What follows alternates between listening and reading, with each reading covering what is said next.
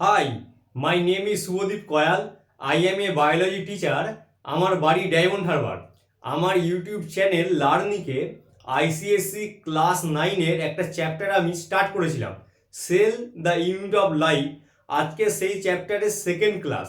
আজ আমরা different sell অর্গানেলসগুলো একটু স্টাডি করে নেব। তো ফার্স্ট আমরা দেখব এন্ডোপ্লাজমিক রেটিকিউলাম। এই এন্ডোপ্লাজমিক রেটিকিউলাম আমাদের যে সেল আছে তার পুরো ফ্রেমওয়ার্কটাকে ধরে রাখে। তো এখানে লিখছি endoplasmic reticulum is an irregular network of double membranes distributed over the entire cytoplasm of a cell. তাহলে একটা সেলের সাইটোপ্লাজমে পুরোপুরি স্প্রেড হয়ে থাকে, সে একটা সেলের ফ্রেমওয়ার্কটাকে ধরে রাখছে। এবারে এই যে ইআর, এটা টু টাইপস, একটা হলো আরইআর, একটা এসইআর। আরইআর মানে হচ্ছে রাফ এন্ডোপ্লাজমিক রেটিকিউলাম। যদি এন্ডোপ্লাজমিক রেটিকিউলামের উপর রাইবোজোম স্প্রেড হয়ে থাকে তখন সেইটা একটু রাফ সারফেস হয়ে যায়, তখন সেটাকে বলা হয় আরইআর। যদি রাইবোজোম না থাকে তাহলে এন্ডোপ্লাজমিক রেটিকিউলামটা স্মুথ থাকবে, তখন তার নাম হবে স্মুথ এন্ডোপ্লাজমিক রেটিকিউলাম। এবার এই যে এন্ডোপ্লাজমিক রেটিকিউলাম, যার একটা পোর্শন সেল মেমব্রেনের দিকে লেগে থাকে, আরেকটা পোর্শন নিউক্লিয়ার মেমব্রেনের দিকে লেগে থাকে। তো এবারে বলছে at its outer end endoplasmic reticulum is connected with the cell membrane. তাহলে একটা পোর্শন সেল মেমব্রেনের সাথে লেগে থাকে। At its inner end it is connected with the nuclear membrane. তাহলে সেটা নিউক্লিয়ার মেমব্রেনের সাথে লেগে থাকে। It appears rough when small granules called ribosomes are attached to it। তাহলে যদি রাইবোজোম লেগে থাকে ওই এন্ডোপ্লাজমিক রেটিকিউলামের উপর তখন সেটাকে বলা হয় আরইআর। and it appears smooth without them। যদি রাইবোজোম না থাকে তাহলে সেটা স্মুথ। বলছে it forms the supporting framework of the cell। it serves as a pathway for the distribution of the minerals from one part of the cell to others। তাহলে একটা part থেকে আরেকটা পার্টের সেলের বিভিন্ন মিনারেলসকে ট্রান্সপোর্ট করতে হেল্প করে। এবার যেহেতু আরইআর মানে কি রাফ এন্ডোপ্লাজমিক রেটিকিউলাম, রাইবোজোম আছে, তাহলে আরইআর হেল্প করছে কোথায়? Synthesis of protein. আর স্মুথ এন্ডোপ্লাজমিক রেটিকিউলাম, এখানে আরইআর এর মতো তো রাইবোজোম নেই, তাহলে এটা কি করছে? Synthesis of fat. আর এই যে আরইআর সেটা নিউক্লিয়ার মেমব্রেনটাকে ফর্ম করেছে, আর এসইআর কি করেছে? সেল মেমব্রেনের সাথে গিয়ে অ্যাটাচ হয়ে গেছে। তো এটাই হলো আমাদের এন্ডোপ্লাজমিক রেটিকিউলাম। এই স্লাইডে আমরা দেখে নেব রাইবোজোম। বলছে রাইবোজোমকে কি বলছে? The site of protein synthesis. Ribosome eukaryotic cell আর প্রোক্যারিওটিক সেল, ওদের যে সাইজ সেটা কিন্তু ডিফারেন্ট। যদি ইউক্যারিওটিক রাইবোজোম হয় সেটা 8ts, যদি প্রোক্যারিওটিক রাইবোজোম হয় সেটা 7ts। এবারে এই যে রাইবোজোম দুটো সাব ইউনিট নিয়ে ফর্ম করে, একটা লার্জ সাব ইউনিট আর একটা স্মল সাব ইউনিট। এবার যদি দেখে নেওয়া যায় ইউক্যারিওটিক রাইবোজোম এর যে লার্জ সাব ইউনিট এটা 60s, আর যদি এটা স্মল সাব ইউনিটকে দেখা যায় সেটা 40s। হয়তো এই দুটোকে যোগ করলে 60 + 40 100s হয়, কিন্তু অ্যাকচুয়ালি তেমন নয়, এটা ওভারল্যাপ করে আছে। তাই লার্জ সাব ইউনিট আর স্মল সাব ইউনিট একে অপরের সাথে ওভারল্যাপ করে থাকার জন্য দুটো যখন একসাথে থাকে তখন সেটা 80s হয়। আর যদি প্রোক্যারিওটিক রাইবোজোম হয় তাহলে সেটা 70s। এরও large sub unit 50s, small sub unit 30s। যখন এরা একে অপরের সাথে লেগে থাকে, মার্চ করে থাকে, তখন কিন্তু সেটা 70s। বলছে small granules either scattered in the cytoplasm or attach to the outside of the endoplasmic reticulum. নয় সেটা সাইটোপ্লাজমে স্প্রেড হয়ে থাকে, আদারওয়াইজ এন্ডোপ্লাজমিক রেটিকিউলামের গায়ে লেগে থাকে, তখন তার নাম হয়ে যায় RER, rough endoplasmic reticulum. Single wall dense spherical bodies composed mainly of RNA. তাহলে এটা কি? সিঙ্গেল ওয়াল, ডেন্স, স্পেরিক্যাল, তাহলে এইগুলো হচ্ছে ওর ক্যারেক্টারিস্টিক। আর এটা মেন যে important point, this are the factories for the synthesis of protein. এটাকে বলা হচ্ছে protein factory of a cell. তাহলে বোঝো ব্যাপারটা, রাইবোজোম কিন্তু নিজে কোনো প্রোটিন সিনথেসিস করছে না। আমরা কোনো একটা প্রোটিন জাতীয় খাবার খেলাম, after digestion amino acid form করলো, সেটা বডি অ্যাবজর্ব করলো with the help of villi, যেটা স্মল ইন্টেস্টাইনে আছে। সেটা আমাদের সেল টু সেল ট্রান্সফার হলো। সেই সেলের ভিতরে নিউক্লিয়াস কি করলো, বিভিন্ন রকমের ইনস্ট্রাকশন দিল। তার কারণ কি, ওর ভিতরে ওই জিনগুলো থাকে, সেই অনুযায়ী ওই অ্যামাইনো অ্যাসিডগুলো রিঅ্যারেঞ্জ হয়ে হিউম্যান প্রোটিনে ট্রান্সফার হলো। মানে আমরা যদি খাবার না খাই, প্রোটিন জাতীয় খাবার যদি আমরা অ্যাভয়েড করি, তাহলে আমাদের বডিতে কিন্তু প্রোটিন সিনথেসিস সেইভাবে হবে না। তখন কি হবে, আমরা যে কার্বোহাইড্রেট খাচ্ছি সেই কার্বোহাইড্রেটকে প্রোটিনে ট্রান্সফার করাতে হবে, সেটা অনেক বেশি মানে চাপের আর কি বডির ক্ষেত্রে। তো এই কারণে বলা হয় রাইবোজোম ফ্যাক্টরিজ এ কিন্তু নিজে প্রোটিন তৈরি করছে না, আমাদের বডিতে যে অ্যামাইনো অ্যাসিড যাচ্ছে আমাদের ফুডের সাহায্যে সেইগুলোকে রিঅ্যারেঞ্জ করে হিউম্যান প্রোটিনে ট্রান্সফার করছে। আর প্রোটিন আমাদের কি মাসেল বিল্ডিং করছে, এনজাইম ফর্মেশন করছে, হরমোন তৈরিতে হেল্প করছে। তাই বলা হচ্ছে this are the factories for the synthesis of protein. তো এটা হলো আমাদের ওভারঅল রাইবোজোম। এবারে আমরা দেখে নেব মাইটোকন্ড্রিয়ার ওভারঅল ডায়াগ্রাম এবং তার ফাংশন। মাইটোকন্ড্রিয়াকে বলা হয় power house of a cell. তো এটা হলো আমাদের একটা মাইটোকন্ড্রিয়ার ডায়াগ্রাম। এটা আউটার মেমব্রেন, এটা ইনার মেমব্রেন। দুটো মেমব্রেনের ভিতরে যে স্পেস তাকে বলা হচ্ছে ইন্টার মেমব্রেন স্পেস। এদের নিজস্ব রাইবোজোম থাকে। ভিতরের যে পোর্শনটা যার উপর সবাই স্প্রেড হয়ে আছে সেটাকে বলা হচ্ছে ম্যাট্রিক্স। এই যে ব্ল্যাক কালারের দেয়া আছে এটাকে বলা হয় F0 F1 এটিপেস। এখানটায় এটিপি সিনথেসিস হতে হেল্প করে এরা, তার কারণ এই জায়গা থেকে রেসপিরেটরি এনজাইমগুলো সিক্রেশন হয়। আর এই ফিঙ্গার লাইক যে প্রজেকশন এটাকে বলা হচ্ছে ক্রিস্টি। এবার কি লেখা হচ্ছে, ডবল ওয়াল। তাহলে রাইবোজোম ছিল সিঙ্গেল ওয়াল, এটা ডবল ওয়াল, ইনার ওয়াল থ্রোন ইনটু ফোল্ড ক্রিস্টি। তাহলে এটা ডবল ওয়াল সেল অর্গানেল যার ভিতরের পোর্শনটা ফিঙ্গার লাইক প্রজেকশনে ভাঁজ হয়ে গেছে। Have their own DNA containing several genes. তাহলে এদের নিজস্ব কি ডিএনএ থাকে এবং তার জিন থাকে। টোটাল দুটো সেল অর্গানেল আছে যাদের নিজস্ব ডিএনএ আছে, এক মাইটোকন্ড্রিয়া, দুই ক্লোরোপ্লাস্ট। এবারে বলছে also contain their own ribosome. তাহলে ডিএনএ আছে, রাইবোজোম আছে, তার মানে নিজেরা প্রোটিন সিনথেসিস করতে পারে। তাই এদেরকে বলা হয় সেমি অটোনোমাস সেল অর্গানেল। তার কারণ এরা পুরোপুরি নিউক্লিয়াসের কন্ট্রোলে নেই, এদের তো নিজস্ব ডিএনএ আছে, সো এদের কিছু ফাংশন এরা নিজেরাই করে নেয়। Function, release of energy from pyruvic acid produce in the cytoplasm in the form of ATP, seed of cellular aerobic respiration and stores energy. বলছে অ্যারোবিক রেসপিরেশনের সময় আমাদের যে সেলের সাইটোপ্লাজম আছে সেখানে গ্লুকোজটা ব্রেকডাউন হয়ে তৈরি হয় পাইরুভিক অ্যাসিড। তাহলে আবার বলছি, সেলের ভিতরে যে সাইটোপ্লাজম আছে সেই সাইটোপ্লাজমে গ্লুকোজ ব্রেকডাউন হয়ে তৈরি হয় পাইরুভিক অ্যাসিড। এই প্রসেসের নাম হচ্ছে গ্লাইকোলাইসিস। এই পাইরুভিক অ্যাসিড যদি অক্সিজেন প্রেজেন্ট থাকে তাহলে মাইটোকন্ড্রিয়ার ভিতরে যাবে, যদি অক্সিজেন না থাকে তাহলে মাইটোকন্ড্রিয়ার ভিতরে যাবে না। যদি মাইটোকন্ড্রিয়ার ভিতরে যায় তার ভিতরে ক্রেবস সাইকেল হবে, ইলেকট্রন ট্রান্সপোর্ট চেইন চলবে, তবেই গিয়ে আমাদের যে গ্লুকোজ ওর কমপ্লিট ব্রেকডাউন হবে এবং 38 এটিপি আমরা পাবো। তাই এখানে লেখা হয়েছে release of energy from pyruvic acid. তার মানে কি, মাইটোকন্ড্রিয়া পাইরুভিক অ্যাসিড থেকে এটিপি বার করছে। আর পাইরুভিক অ্যাসিড এলো কোথা থেকে, সাইটোপ্লাজমে যে গ্লুকোজ আছে গ্লুকোজ থেকে পাইরুভিক অ্যাসিড তৈরি হয়, ওটাকে বলা হয় গ্লাইকোলাইসিস। তাহলে pyruvic acid produce in cytoplasm in the form of ATP, seed of cellular aerobic respiration, মানে যেখানে কমপ্লিট ব্রেকডাউন অফ গ্লুকোজ দেখতে পাওয়া যায়, and stores energy, synthesis of respiratory enzyme. তাহলে এই মাইটোকন্ড্রিয়া যদি রেসপিরেটরি এনজাইম না দেয় তাহলে কি মাইটোকন্ড্রিয়া ভিতরে গ্লুকোজের কমপ্লিট ব্রেকডাউন হবে?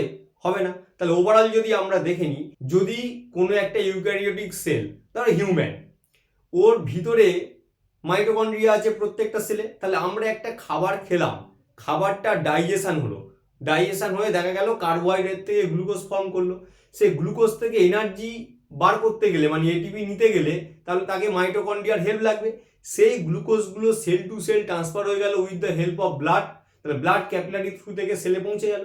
সেই সেলের ভিতরে যাওয়ার পরে ওই গ্লুকোজ ব্রেকডাউন করে তৈরি করবে pyruvic acid with the help of different enzyme. তখনও কিন্তু মাইটোকন্ড্রিয়া আসেনি, মানে মাইটোকন্ড্রিয়ার ফাংশন এখনো আসছে না। তাহলে সাইটোপ্লাজমের ভিতরে গ্লুকোজ ব্রেকডাউন হয়ে তৈরি করলো পাইরুভিক অ্যাসিড। এই প্রসেসের নাম হচ্ছে গ্লাইকোলাইসিস। এবার ওই পাইরুভিক অ্যাসিড যদি অক্সিজেন প্রেজেন্ট থাকে তাহলে মাইটোকন্ড্রিয়ার ভিতরে যাবে। যদি অক্সিজেন প্রেজেন্ট না থাকে ওই পাইরুভিক অ্যাসিড অ্যানিমেলের ক্ষেত্রে ল্যাকটিক অ্যাসিড তৈরি করবে, প্ল্যান্টের ক্ষেত্রে ইথাইল অ্যালকোহল তৈরি করবে, কিন্তু এক্সট্রা করে আর কোনো এনার্জি দেবে না। তাহলে ওই পাইরুভিক অ্যাসিড মাইটোকন্ড্রিয়ায় তখনই যাবে যখন অক্সিজেন থাকবে।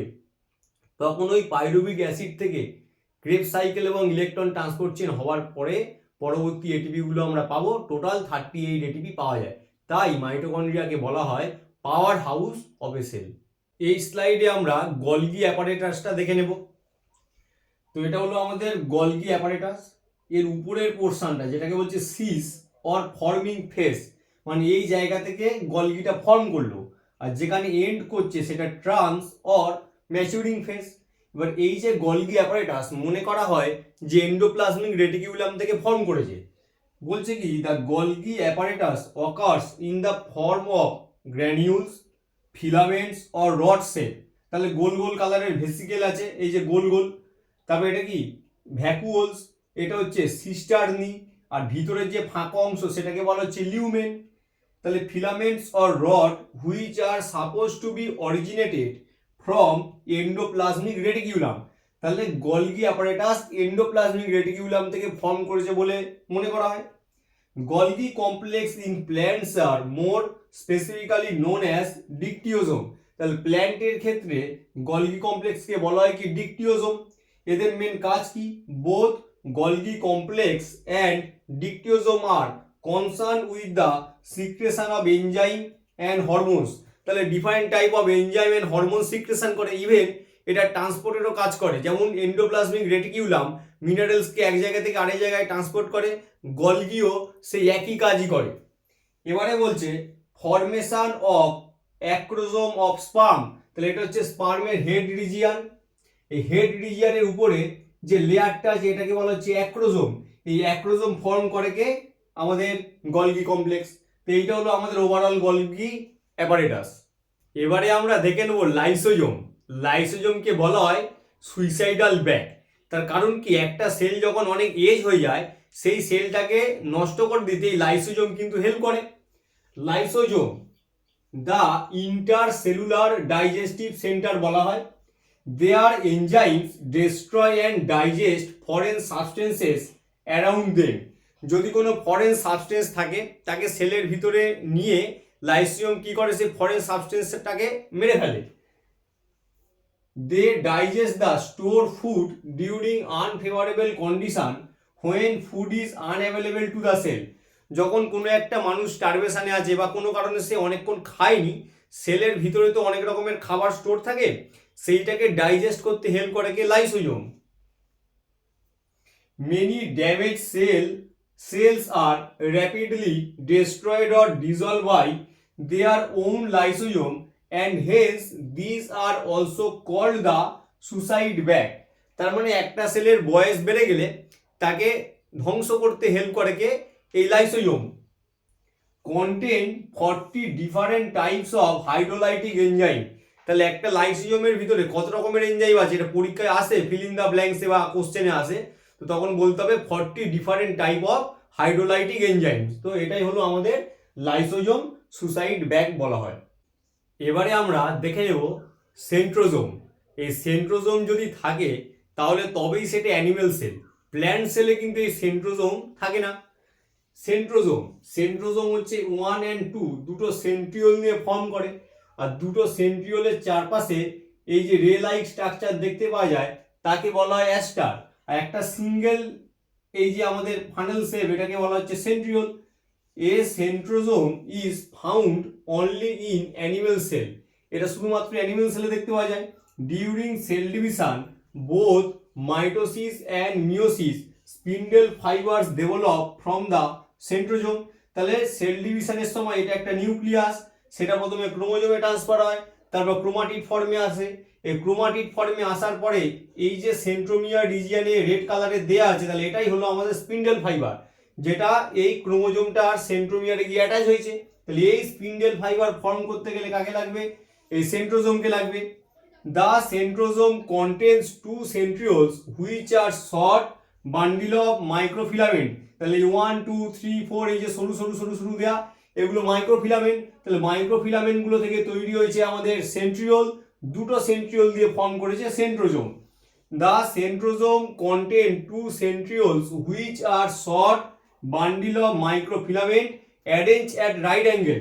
তাহলে একটা আরেকটার সাথে রাইট অ্যাঙ্গেলে থাকে টু ইচ আদার। তো এটাই হলো আমাদের সেন্ট্রোজোম।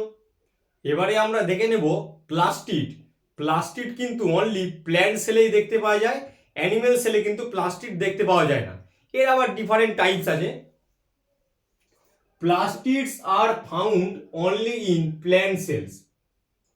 এর আবার তিনটে different types: A chloroplast, B leucoplast, C chromoplast. এবার এক এক করে আমরা ডিটেলে দেখব। তার মধ্যে ফার্স্ট আমরা দেখছি ক্লোরোপ্লাস্ট। যে কারণে গাছের পাতার রং হয় গ্রিন, তাহলে ক্লোরোফিল কোথায় আছে? ক্লোরোপ্লাস্টে আছে। ওই পিগমেন্টটা গ্রিন কালার, তাই গাছের পাতা কি সবুজ। এইটা হচ্ছে আমাদের ডায়াগ্রাম অফ ক্লোরোপ্লাস্ট। এটা হচ্ছে ইনার মেমব্রেন, এটা আউটার মেমব্রেন। এর ভিতরে টাওয়ার লাইক স্ট্রাকচার, এটাকে বলা হয় গ্রানাম। সিঙ্গুলারে গ্রানাম, আবার 1 2 3 4 5, তাই টোটাল এই যে 5 গ্রানাম আছে ওদেরকে একসাথে বলা হয় গ্রানা। তাহলে সিঙ্গুলারে গ্রানাম আর প্লুরালে গ্রানা। এবার এই যে কানেক্টর, এটার নাম হচ্ছে ফ্রেট। তাহলে একটা গ্রানামকে আরেকটা গ্রানামের সাথে যে কানেক্ট করছে তাকে বলা হচ্ছে ফ্রেট। আর ভিতরের যে ফ্রি স্পেস তাকে বলা হচ্ছে স্ট্রোমা।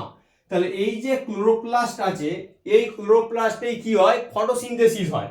এবারে একটা টাওয়ারকে যদি আমরা দেখে নিই, তাই টোটাল এখানে দিয়েছি 1 2 3 4, এখানে আছে 1 2 3, ওটা ম্যাটার করে না। তো এখানে টোটাল 4টে দিলাম। এক একটা বক্সকে বলা হচ্ছে আমাদের থাইলাকয়েড। তাহলে অনেকগুলো থাইলাকয়েড মিলে তৈরি হলো গ্রানাম। তাহলে থাইলাকয়েড গুলো জুড়ে জুড়ে একটা টাওয়ার ফর্ম করেছে গ্রানাম, আর অনেকগুলো গ্রানামকে একসাথে বলা হচ্ছে গ্রানা। এই যে থাইলাকয়েড, এই থাইলাকয়েডের যে মেমব্রেন, ওই মেমব্রেনে কি থাকে? ক্লোরোফিল থাকে, যে ক্লোরোফিল ফটোসিনথেসিস করতে হেল্প করে। এবারে যদি আমরা দেখে নিই গাছের ঠিক কোন জায়গায় ক্লোরোফিলটা আছে। যে কোনো একটা গাছের পাতা লিফ, লিফের ভিতরে আছে মেসোফিল সেল, সেলের ভিতরে আছে ক্লোরোপ্লাস্ট, ক্লোরোপ্লাস্টের যে গ্রানা, গ্রানা থাইলাকয়েড, সেই থাইলাকয়েড মেমব্রেনের ভিতরেই আছে কিন্তু ক্লোরোফিল। তাহলে গাছের পাতায় এক্স্যাক্টলি ক্লোরোফিলটা নেই। তাহলে আমরা বলি না গাছের পাতায় ক্লোরোফিল আছে, তাহলে কোন জায়গায় আছে? তাহলে লিফের ভিতরে মেসোফিল সেল, তার ভিতরে ক্লোরোপ্লাস্ট, তার ভিতরে গ্রানা, গ্রানা থাইলাকয়েড, সেই থাইলাকয়েড মেমব্রেনে আছে আমাদের ক্লোরোফিল। এবারে আমাদের যে ফটোসিনথেসিস হয়ে গ্লুকোজ ফর্ম করে সেটা টোটাল দুটো স্টেপে হয়, লাইট রিঅ্যাকশন, ডার্ক রিঅ্যাকশন। এবারে সেই যে লাইট রিঅ্যাকশন, ফটোসিনথেসিসের লাইট রিঅ্যাকশন, সেটা হচ্ছে গ্রানায় তখন ফর্ম করছে এটিপি, NADPH2, O2। এবারে তার ফলে এই এটিপি আর NADPH2 কে ইউজ করে ডার্ক রিঅ্যাকশনে তৈরি হচ্ছে গ্লুকোজ। তাই ডার্ক রিঅ্যাকশনটা কোথায় হচ্ছে? স্ট্রোমাতে হচ্ছে। ওভারঅল ইকুয়েশন যদি আমরা দেখে নিই, 6CO2 + 12H2O, উপরে সানলাইট নিচে ক্লোরোফিল, তখন C6H12O6 গ্লুকোজ, 6H2O + 6O2। তার মানে এই ক্লোরোপ্লাস্টকে ইউজ করে, মানে গাছের পাতা লিফ ক্লোরোপ্লাস্টের সাহায্যে ফটোসিনথেসিস করে, এবং তার ফলে যে গ্লুকোজ ফর্ম হলো সেটাই কি হচ্ছে? প্ল্যান্টকে এনার্জি দিচ্ছে। এক্সট্রা গ্লুকোজগুলো আমরাই তো ইউজ করছি। তো এটাই হলো আমাদের ক্লোরোপ্লাস্ট। এরপরে আমরা দেখে নেব লিউকোপ্লাস্ট আর ক্রোমোপ্লাস্ট। এবারে আমরা দেখে নেব লিউকোপ্লাস্ট অ্যান্ড ক্রোমোপ্লাস্ট। বলছে লিউকোপ্লাস্ট, লিউকো মানে white, leucoplast are colourless plastids, they have no pigment. তার মানে লিউকোপ্লাস্টের মধ্যে কোনো পিগমেন্ট নেই, দে স্টোর স্টার্চ। তাহলে ওই লিউকোপ্লাস্টের মধ্যে কে থাকে না? স্টার্চ থাকে। Cells of potato have lots of leucoplast in them. তাই যাদের সুগার আছে, ডায়াবেটিস মেলিটাস, তাদের ক্ষেত্রে আলু খাওয়া বারণ। এবারে দেখবো ক্রোমোপ্লাস্ট। ক্রোমো মানে colour. These are variously colored plastic, yellow, orange, red. They are mostly present in petals of flowers and in fruits, and the coloring substances associated with them are xanthophyll yellow color, carotene হচ্ছে orange red. তার মানে ক্রোমোপ্লাস্টের আন্ডারে দেখা যাচ্ছে xanthophyll yellow কালারের, carotene orange red. তাহলে mainly কোথায় দেখতে পাওয়া যাচ্ছে? ফুলের যে পাপড়ি, আমাদের যে ফ্রুটস, ভেজিটেবলস, এর যে কালার। তাহলে আরেকবার দেখে নিই, this are variously colour plastic, yellow, orange, red. they are mostly present in petals of flowers and in fruits, and the coloring substances associated with them are xanthophyll and carotene। তাহলে এটা তো আমার হয়ে গেল ক্রোমোপ্লাস্ট। তাহলে প্লাস্টিডের তিনটে হয়ে গেল, ক্লোরোপ্লাস্ট, লিউকোপ্লাস্ট এন্ড ক্রোমোপ্লাস্ট। কিন্তু আরেক রকমের পিগমেন্ট আছে যেটা প্লাস্টিডের সাথে কানেক্টেড নয়, কিন্তু সেটা কিন্তু কালার দেয়।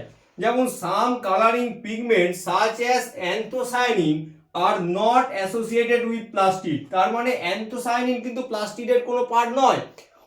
দে remain dissolve in the cell sap of vacuoles and give red purple blue colour. তাহলে অ্যান্থোসায়ানিন এমন একটা পিগমেন্ট যেটা রেড কালার দিচ্ছে, পার্পেল কালার দিচ্ছে, ব্লু কালার দিচ্ছে, কিন্তু এটা প্লাস্টিডের কিন্তু পার্ট নয়। তাহলে ওভারঅল প্লাস্টিডটা আমরা দেখে নিলাম। এবারে আমরা non living substances of cell দেখে নেব। তার মধ্যে দুটো দেখব, একটা গ্র্যানিউলস, একটা vacuoles. Granules, this are many small particles in the cytoplasm and such particles are believed to contain food materials such as starch, glycogen and fat।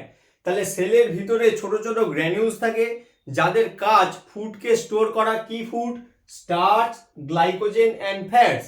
এবারে আছে vacuoles, they are certain clear spaces in the cytoplasm, they are filled with water and various substances in solution. In plant cells, vacuoles are quite large and the liquid which they contain is called cell sac.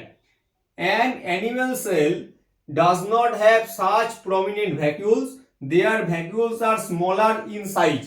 তাহলে এটা mainly plant সেলে দেখতে পাওয়া যায়।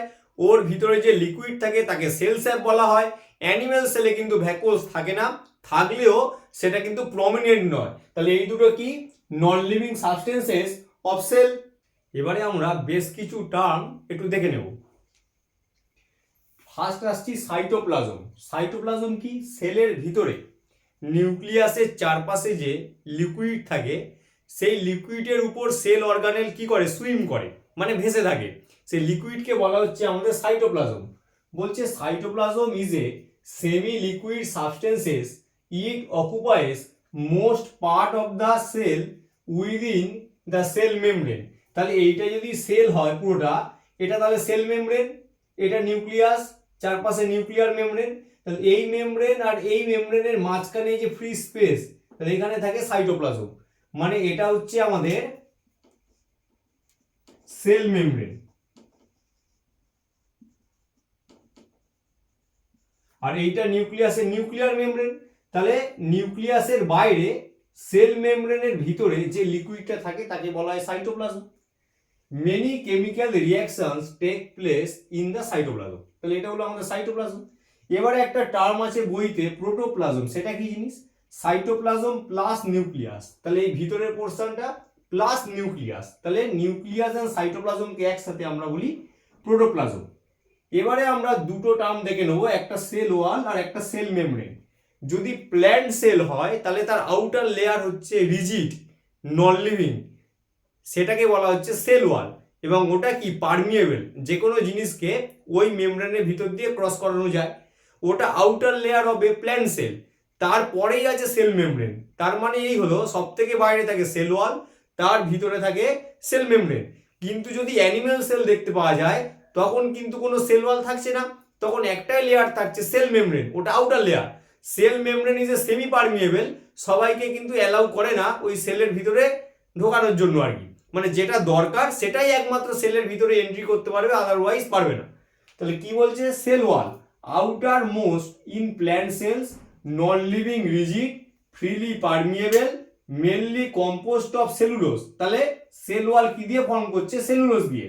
Sell membrane outermost in animal cell, semi permeable and living, it is made up of lipoprotein. তাহলে cell wall তৈরি হচ্ছে cellulose দিয়ে, আর সেল মেমব্রেন তৈরি হচ্ছে আমাদের লাইপোপ্রোটিন দিয়ে। এবারে আমরা একটা প্রোক্যারিওটিক সেল ব্যাকটেরিয়া স্ট্রাকচার দেখে নেব। তাহলে এটা একটা ব্যাকটেরিয়ার ডায়াগ্রাম, এটা প্রোক্যারিওটিক সেল। এর সব থেকে বাইরের যে লেয়ার এটাকে বলা হয় ক্যাপসুল, যেটা আনফেভারেবল কন্ডিশনে একটা ব্যাকটেরিয়াকে প্রোটেকশন দেয়। এটা হচ্ছে ফ্ল্যাজেলাম। তো এটা কি করছে, এইটার সাহায্যে ব্যাকটেরিয়া মুভ করতে পারে। আর ভিতরের যে ব্লু কালারের মেমব্রেন আছে ওটাকে বলা হচ্ছে সেল মেমব্রেন, যেটা ভিতরে ভাঁজ হয়ে আছে এটাকে বলছে মেসোজোম। পরবর্তীকালে এই মেসোজোমই মাইটোকন্ড্রিয়ায় ট্রান্সফার হয়েছে এভলিউশনে। তো এই mesosome difference type of enzyme দেয়, রেসপিরেটরি এনজাইম, যেটা এদের ব্রেকডাউন করতে মানে ফুডের ব্রেকডাউন করতে হেল্প করে। আর কি আছে, একটা ব্যাকটেরিয়াল ক্রোমোজোম আছে যেটাকে নর্মালি আমরা নিউক্লিয়েট বলেই চিনি। আর আছে প্লাজমিড, এটা হলো ডিজিজ রেজিস্ট্যান্স ডিএনএ, এটাও কিন্তু ডিএনএ দিয়েই তৈরি হয়। ডিজিজ রেজিস্ট্যান্স মানে একটা ব্যাকটেরিয়াকে আমাদের নেচারে সার্ভাইভ করতে গেলে তো তাকেও তো ফাইট করতে হবে, তো তখন এই প্লাজমিড ওকে প্রোটেকশন দেয়। তো ওভারঅল এইটাই হলো একটা প্রোক্যারিওটিক সেল ব্যাকটেরিয়ার ডায়াগ্রাম। তো যে চ্যাপ্টারটা আমরা করাচ্ছিলাম cell the unit of life, তাহলে সেটা এখানে শেষ হলো। ক্লাসটা প্রথম থেকে শেষ পর্যন্ত দেখবে, যদি কোনো অসুবিধা হয় কমেন্ট করবে এবং চেষ্টা করবে আরও 10 জনের সাথে এটা শেয়ার করার। যদি কোনো স্টুডেন্ট দেখে থাকো তোমার বন্ধুদের সাথে শেয়ার করবে। পুরো চ্যাপ্টারটা প্রথম থেকে শেষ পর্যন্ত দুটো পার্টে করা হয়েছে, যদি এটা ফার্স্ট দেখো তাহলে আগের পার্টটা অবশ্যই দেখে নেবে। এবং সবাই ভালো থাকবে। আবার কোনো একদিন নেক্সট চ্যাপ্টার আমরা আইসিএসসি ক্লাস 9-এর আমাদের ইউটিউব চ্যানেল লার্নিকে ডিসকাস করব। Thank you.